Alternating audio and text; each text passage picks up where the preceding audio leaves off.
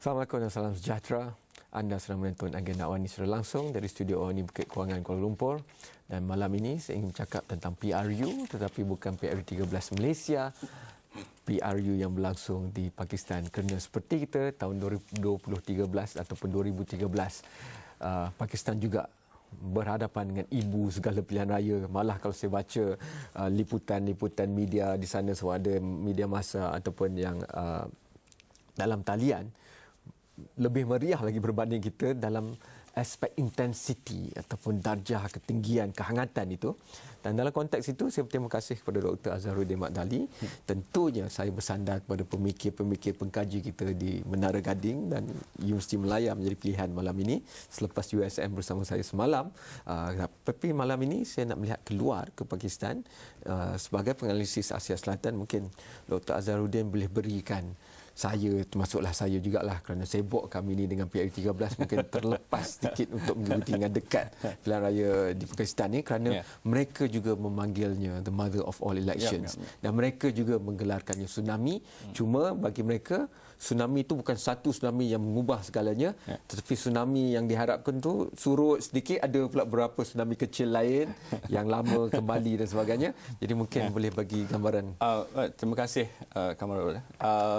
Pertamanya saya rasa yang paling penting sekali dalam pilihan raya di Pakistan kali ini adalah buat pertama kalinya lah dalam sejarah Pakistan pergantian sebuah kerajaan awam dapat dilakukan menerusi satu bentuk pilihan raya berjalan lancar. Ini satu perkara yang sangat signifikan dalam konteks sejarah Pakistan. Walaupun mungkin negara tersebut lebih awal merdeka daripada Malaysia, namun pergolakannya kalau ikut kata Kamarul tadi sebenarnya lebih hebat daripada Malaysia. Dan saya bersetuju dengan Kamarul kerana degree kepanasan pilihan raya di Pakistan itu jauh lebih tinggi daripada Malaysia kerana bom yang diletupkan di Pakistan mengorbankan jumlah yang besar berbanding dengan bom yang diletupkan di Malaysia.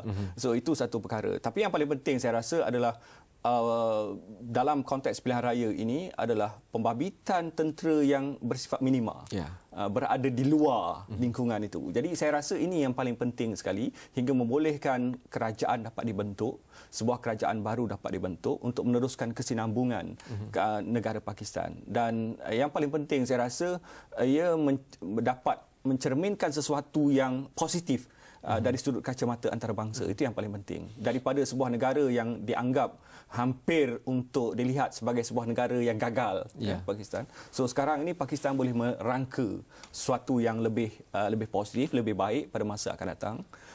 Terutamanya dengan keinginan sebuah kerajaan yang baru untuk menyelesaikan segala masalah yang membelenggu Pakistan selama ini. Kamarul. Kita tahu mungkin masalah utama, isu utama itu adalah keselamatan.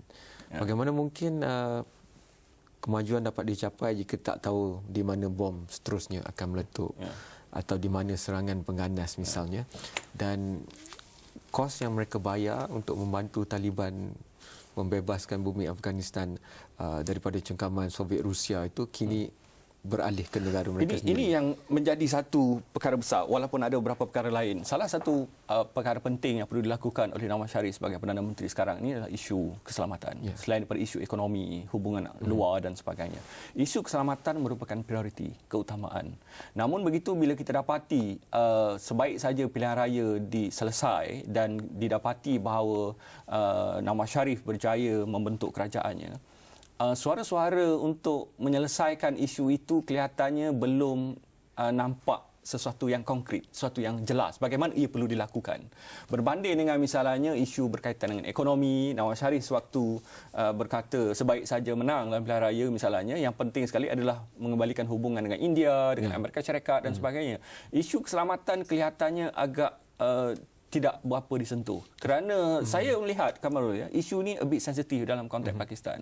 Terutamanya apabila parti Nawaz Sharif, MLN itu, didapati tidak pun diganggu oleh Taliban dalam konteks pilihan raya lepas. Sedangkan parti PPP menerima ancaman yang begitu hebat sekali. Ada yang kena tangkap, kena bom dan tak berani nak keluar untuk beri ceramah dan sebagainya. Dan ini merupakan sesuatu yang boleh ditunjukkan kemudiannya, bagaimana dan apakah sebenarnya yang boleh dilakukan oleh Nawaz Sharif untuk menghadapi dengan Taliban? Kerana isu dah semakin besar sekarang ini. Kadang-kadang bila saya bincangkan isu antarabangsa di agenda Wani ni, kalau nanti reaksi penonton di media sosial sebagainya, mereka membantah mesej-mesej, kita nak juga tahu teori konspirasi itu. Contohnya, antara perkara pertama yang disebut oleh Prime Minister in waiting ni lah, kerana dia hanya akan angkat sumpah awal Jun. Nawaz Sharif adalah memikirkan untuk menghulurkan tangan dan menyambut sambutan daripada Taliban untuk bercakap tentang damai. That's it. Bagi saya ini yang sedang cuba dilakukan oleh Amerika Syarikat sejak sebelum pilihan raya pun. Sebenarnya dia telah mengajukan idea ataupun usaha untuk cuba memastikan Taliban menyelesaikan segala permasalahan konfliknya, bukan sahaja di Pakistan tetapi juga di Afghanistan. So sekarang ini apabila Pakistan telah mula melihat perkara itu, so sekarang ini saya melihat bahawa Amerika Syarikat akan menjadi broker yang paling besar untuk menyelesaikan permasalahan Taliban, bukan sahaja di Pakistan tapi juga di Afghanistan. Dan setelah itu mereka melihat bahawa mereka boleh berundur, kerana dalam tempoh yang tak lama lagi mereka akan berundur daripada Afghanistan dan hanya meninggalkan sejumlah kecil tentera saja di kawasan itu. Dan ini bermakna bahawa jika itu berjaya, jadi pengunduran itu sebenarnya merupakan satu kejayaan kepada Amerika Syarikat, bukan sekadar kepada Afghanistan dan bukan sekadar kepada Pakistan. Dan ini yang cuba dilakukan oleh Amerika Syarikat, dan pastinya Pakistan dan Afghanistan memainkan peranan yang penting untuk menjayakan misi tersebut. Kita perlu pergi rehat yang pertama, tapi mungkin ada kaitannya ini dengan kebijakan memilih oleh siapa pun pengundinya di Pakistan itu, kerana tsunami yang dicanangkan itu sebenarnya oleh PTI, parti yang dipimpin oleh Imran Khan. Dan beliau berkempen sampai jatuh daripada lift dan baru keluar hospital hari ini atau semalam. Dan dalam konteks itu, mereka yang berjaya mendapat imajinasi rakyat, terutamanya rakyat yang sudah muak dengan masalah dan rakyat yang lebih muda, 60% daripada masyarakat Pakistan itu berada di bawah usia 25 tahun misalnya, dan itu kalau diterjemahkan dalam bentuk undi juga besar. Dan di media sosial, yang kita bercakap tentang media sosial di Malaysia PO13, di sana lebih lagi sehingga pelbagai perkara dibahaskan. Tetapi tsunami itu hanya bergerak, kalau ikut geografi itu, kalau lihat penganalisis seorangnya, sampai ke negeri tertentu, lepas tu ada tsunami PMLN. PMLN pun turun ke bawah, ada tsunami parti lain pula. Jadi doktor, lepas rehat ni, mungkin kita bincangkan faktor tsunami dan perubahan yang cuba dibawa. Mungkin belum cukup tiba masanya, kerana pengundi melihat bahawa mereka mahukan kepastian, dan kepastian itu adalah orang yang 14 tahun dulu mereka kenal, iaitu Nawaz Sharif. Dan kita bincangkan Nawaz Sharif, Imran Khan selepas rehat ini.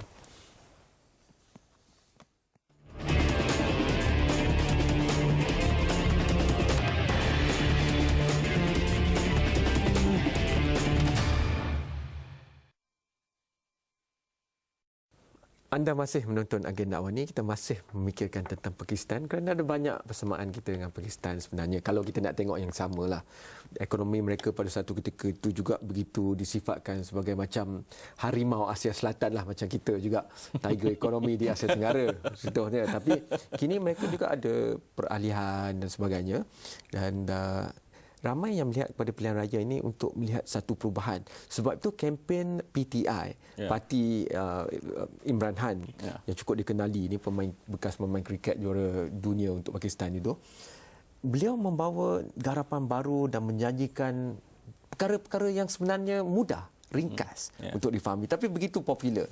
Mungkin doktor nak bagikan analisis undi popular dan sebagainya untuk membezakan di antara, kerana nama ini cukup dikenali di Malaysia pun, Imran Khan dan Nawaz Sharif.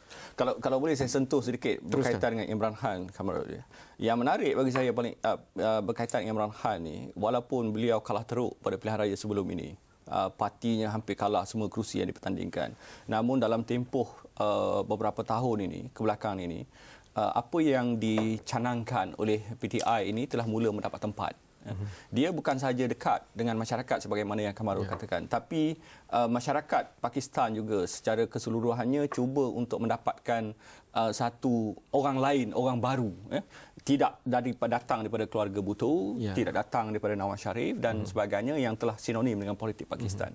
Jadi dalam keadaan itu Imran Khan berjaya untuk menonjolkan diri dalam pilihan raya kali ini. Selain daripada kehebatan sejarah kerana beliau terbabit dalam sukan kriket itu, tapi bagi saya yang paling penting juga beliau telah mendekati rakyat dengan begitu baik sekali. Simbol yang digunakan juga telah bertukar daripada simbol timba atau baldi untuk mengangkut air sebelum ini, beliau tukar dengan pemukul kriket. Untuk dekat dengan masyarakat. Dan kalau sebut kriket ni, memang rakyat Pakistan memang kata orang tu merupakan sukan utama mereka lah. Itu salah satu sebab. Tapi bagi saya yang paling penting sekali, Imran Khan adalah seorang yang berupaya untuk dekat dengan masyarakat. Isu yang dibangkitkannya juga cukup mudah. Dekat dengan masyarakat, isu keselamatan misalnya, dan isu berkaitan dengan pendidikan. Dan masyarakat Pakistan masih lagi teringat dengan kisah seorang gadis misalnya yang menerima, yang ditembak, dicederakan oleh Taliban semata-mata nak pergi ke sekolah. Itu dekat dengan mereka. Dan dalam masa yang sama, keadaan ini membolehkan Imran untuk mula muncul sebagai pemimpin yang dihormati. Dan kalau nak diikutkan daripada senarai yang saya dapat dari sudut jumlah pengundi paling besar, jumlah yang diterima oleh Imran Khan sebanyak 390,000, jauh lebih besar daripada jumlah yang diterima oleh Nawaz Sharif, 230,000. Cuma dari sudut kerusinya, oleh kerana parti yang diwakili oleh Nawaz Sharif itu lebih besar jumlahnya berbanding dengan parti yang diwakili oleh Imran Khan dan sebagainya. Jadi parti itu masih lagi dilihat kecil berbanding dengan parti Nawaz Sharif. Tapi saya jangkakan dalam tempoh pilihan raya yang akan datang, parti Imran Khan mungkin mampu untuk menyaingi parti Nawaz Sharif. Sekarang ini parti PPP pun berada di kedudukan yang ketiga dan keempat daripada parti PTI. PPP itu parti pemerintah yang sebelum ini. Sebelum ini. Dan dalam konteks itu juga, jadi sebenarnya kerana kadang-kadang macam juga kalau kita baca siaran-siaran agensi berita antarabangsa terhadap pilihan raya kita, kita nampak macam kadang-kadang mereka hanya nak lihat ekonomi tu gugat tak, ada masalah kaum. Tapi kalau kita lihat isu PRU 13 di Malaysia pun sebenarnya rencam, pelbagai. Dan mungkin itu juga yang berlaku di Pakistan.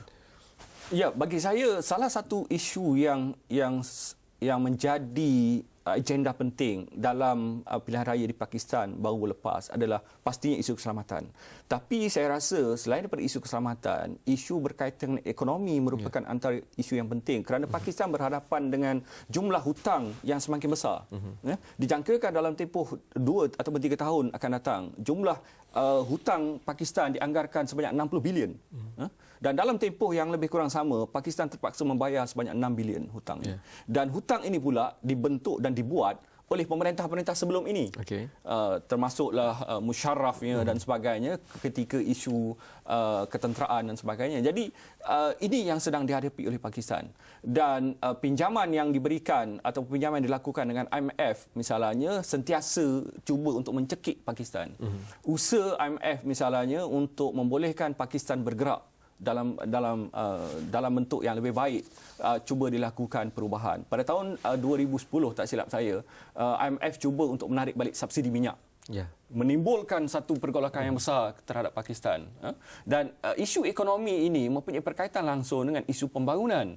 Kerana sebahagian besar masyarakat Pakistan bukan sekadar buta huruf, sekolah tak cukup dan sebagainya itu, tapi lebih besar lagi adalah electricity tak ada dan sebagainya. Dan pelindungan ketika musim sejuk.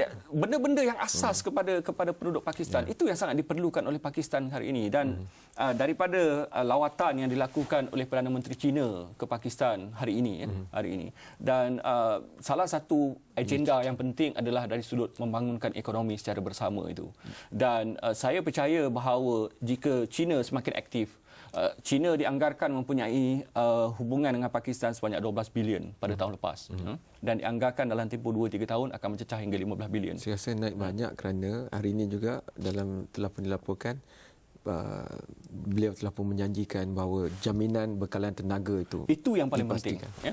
Bekalan tenaga sebenarnya ini menjadi isu besar di dalam konteks Pakistan kerana jumlah pengguna yang besar, sehingga baru-baru ini dalam satu kempen pilihan raya, Nawaz Sharif berjanji untuk menyelesaikan isu tenaga. Antaranya adalah mendapatkannya daripada negara jiran, membeli daripada India, membeli daripada Iran antara lain. Ini merupakan antara langkah-langkah jangka pendek, dan langkah ini yang membolehkan saya rasa Nawaz Sharif, selain daripada namanya dah memang sedia ada dalam kotak pemikiran masyarakat di Pakistan, tetapi perkara-perkara yang dilihat dekat dengan masyarakat. Ya. Isu pembangunan misalnya dalam pilihan raya di Malaysia, isu itu mungkin penting di Sabah dan Sarawak, tidak di Semenanjung dalam konteks yang lebih besar. Tapi di Pakistan hampir sebahagian besar isu, kecuali di kawasan-kawasan bandar utama saja. Malah kawasan bandar pun tak cukup dengan elektrik. Ya. Tak cukup 24 jam, sentiasa terputus dan sebagainya. Jadi ini menjadi masalah kepada penduduk, dan oleh kerana itu politik pembangunan masih lagi menjadi satu isu yang penting dalam konteks Pakistan, Kamarul. Ya. Dalam konteks itu, mungkin selepas ini saya lihat juga apa maksudnya semua ini. Kerana kita tidak dapat lari daripada melihat aspek geostrategik kawasan Asia Selatan ini. Negara China pergi ke Pakistan tu memanglah sebagai jiran yang baik, tetapi juga untuk melihat imbangan rantau.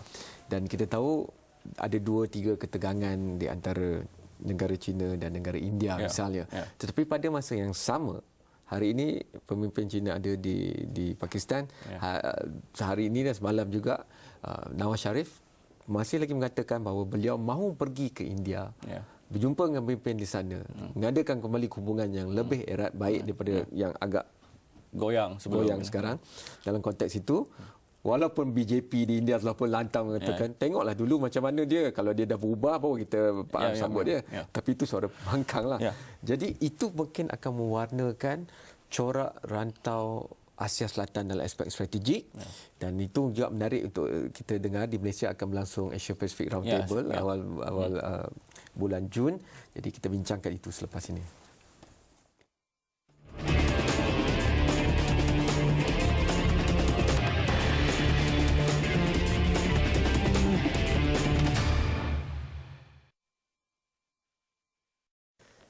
Menarik kerana kalau kita lihat undi popular untuk individu, maka Imran Khan jauh ke depan daripada bakal Perdana Menteri yang akan mengangkat sumpah awal Jun ini, iaitu Nawaz Sharif di Pakistan. Tapi kita sudah pun bergerak menuju ke arah impaknya kepada aspek geostrategik Asia Selatan. Tadi kita bercakap tentang negara China, tapi kita tahu kalau kita cakap Asia Selatan, hubungan India, Pakistan itu, Pakistan-India. Mana pun kita nak tengok dulunya satu berpecah, kemudian sejarah dan sebagainya. Mungkin kena pergi balik sikit sejarah, lepas tu tengok apa yang berlaku masa depan. Bagi saya yang paling penting, mahu tak mahu kita kena melihat hubungan antara India dengan Pakistan ni sebagai satu bentuk hubungan yang tak boleh terpisah.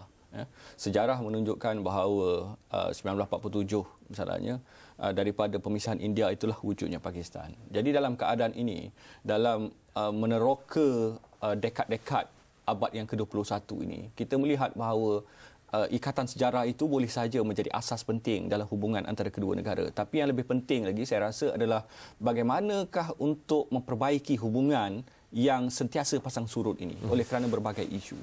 Isu yang terkini sekali adalah kematian seorang tahanan India di Pakistan. Hal yang sama berlaku di India. Ini boleh saja menegangkan hubungan diplomatik antara kedua negara. Tetapi sebagaimana yang saya katakan, Kamarul, hubungan antara kedua negara ini memang tak boleh dipisahkan. Dan dalam keadaan itu, apa yang berlaku di Pakistan akan turut mempengaruhi India dan vice versa. Benda yang sama berlaku. So, untuk melihat kesan pilihan raya yang baru saja berlaku di Pakistan, saya melihat bahawa satu bentuk hubungan yang lebih mesra, satu bentuk hubungan yang lebih baik perlu diwujudkan oleh Pakistan. Saya rasa perkara yang ini tidak dapat dilakukan sebelum-sebelum ini kerana Pakistan ataupun sama ada India ataupun Pakistan tidak menunjukkan keikhlasan masing-masing untuk menjayakan suatu bentuk hubungan yang lebih baik. Sentiasa diselubungi dengan syak wasangka. Bukan sekadar hubungan antara dua negara tetapi juga hubungan warga negara masing-masing yang berlainan agama. Ini dah masuk ke dalam internal problem masing-masing. Tetapi dia seringkali dihubungkan dengan sejarah yang berlaku itu. Orang Islam di India misalnya berhadapan dengan masalah disyaki sebagai tali barut Pakistan dan sebagainya. Hal yang sama berlaku kepada warga negara Hindu, warga Hindu di Pakistan. Jadi hal ini sentiasa saja membelenggu hubungan itu. Jadi saya melihat bahawa satu bentuk hubungan yang lebih baik, lebih erat perlu diwujudkan. Isu-isu yang membelenggu hubungan itu, isu Kashmirnya, isu-isu ekstremisme dan sebagainya perlu diselesaikan di meja rundingan. Tak ada kaedah lain, tak ada cara lain.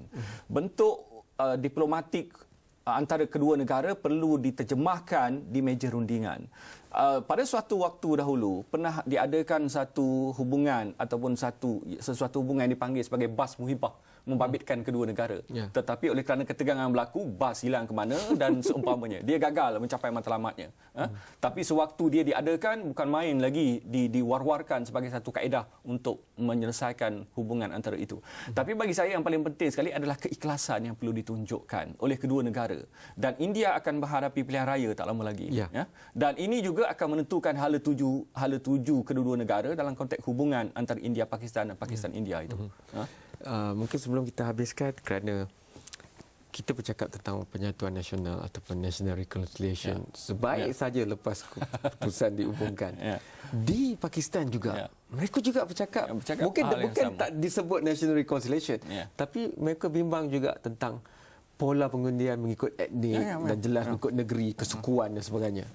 Ni bagi saya pola pengundian yang lepas di Pakistan memang sangat menarik. Yang menarik kerana ada di antaranya wujud elemen baru dengan pengundi muda, calon muda dan sebagainya. Tapi yang kekal itu masih cukup kuat, cukup susah untuk ini kan. Dan kemudian terpecah kepada wilayah yang berasingan. Sind masih lagi dipegang oleh keluarga Bhutto misalnya, tak boleh lepas lagi. Dan dalam masa yang sama kelompok-kelompok lain, Pushtunya dengan Balochistannya, ini sentiasa berhadapan dengan masalah. Dan saya masih percaya bahawa kewibawaan seorang tokoh itu masih lagi memainkan peranan yang penting di Pakistan. Dan keadaan ini sebenarnya yang menjadikan perkembangan politik di Pakistan itu cukup menarik. Hubungan antara etnik perlu diperkuatkan, dan ini yang menjadi satu isu yang harus ditangani oleh Pakistan pada tempoh yang akan datang. Mungkin sebab itu ramai yang melihat, seperti juga di Malaysia ada orang dah cakap PRU 14 Sana pun mereka telah pun mula bercakap akan 2018 raya yang akan datang. Dan oleh kerana buat pertama kali PTI, Parti Imran Khan berjaya mendapat Pak Tun Khor sebagai satu negeri untuk rakyat Pakistan tengok macam mana mereka mentadbir. Mungkin itu lompatan untuk mereka 2018. Ya, itu yang perlu dibuktikan oleh Imran Khan, bahawa parti dia boleh menjadi pencabar utama kepada parti Nawaz Sharif ataupun parti PPP. Dan saya menjangkakan bahawa jika ini berterusan, parti Nawaz Sharif, parti Imran Khan akan menjadi parti yang mampu untuk muncul sebagai parti yang lebih penting selepas ini. Dan bagaimana kita juga memikirkan konteks itu dalam aspek strategik hubungan antarabangsa dan sebagainya, kerana hubungan ekonomi kita, hubungan pekerjaan dan sebagainya cukup rapat, kerana rakyat mereka yang berada di bawah usia 25 tahun itu cukup besar. Dan dalam masa 5 tahun mereka semua keluar universiti dan sebagainya. Itu kita perlu bincangkan. Anda hantarkan pandangan anda sendiri kepada Facebook, Twitter, astroawani.com. Mana saja kita ada app iOS dan juga Android. Teruskan saja hubungi kami dan letakkan pendapat anda. InsyaAllah kita akan bercakap lagi tentang perkara ini di masa depan. Sekian semalam. Terima kasih. Terima kasih.